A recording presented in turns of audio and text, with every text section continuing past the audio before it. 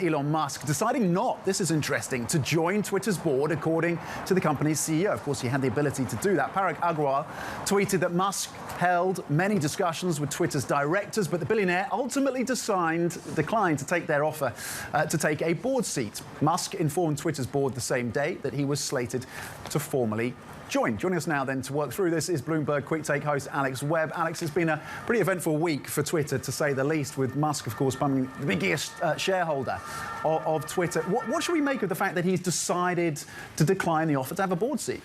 Well, he took a 9.2% stake, and there was some suspicion that he might try to launch or try to acquire an even bigger stake than that. And one of the conditions of him joining the board was that he would not acquire more than 14.9%, 15% of the company. So by not joining the board, that does open up the possibility that he could acquire a bigger stake. And perhaps in extreme circumstances, some people suspect he might even try to launch a takeover. It's a big, that's a big leap, but there are some people who think that might happen.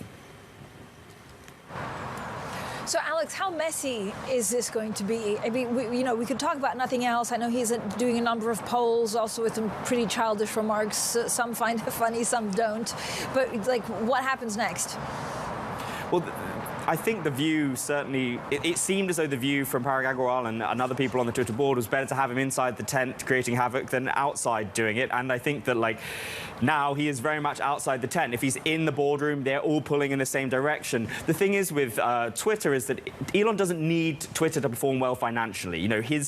If Twitter were to gain 1,000% in value, it would be the same gain for Elon as what Tesla has done for his net worth over the past sort of 2 or 3 weeks. So it's really a rounding error for him. That means it's not entirely clear that his interests align with those of other shareholders. It's maybe more about influence, about changing the way Twitter is run, than it is about creating shareholder value. And so that is, I think, the concern if you're a Twitter shareholder, unless, of course, he does launch a takeover value and make your shares worth a lot more.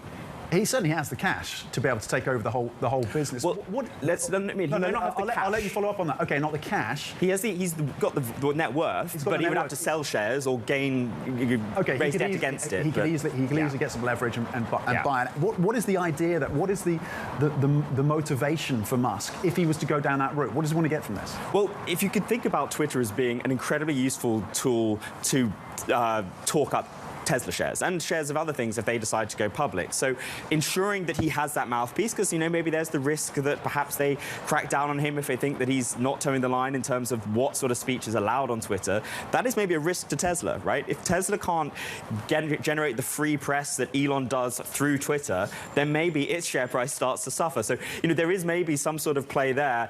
There are just generally, you never know with Elon whether he's just causing some sort of chaos, throwing chips in the air and seeing where they land.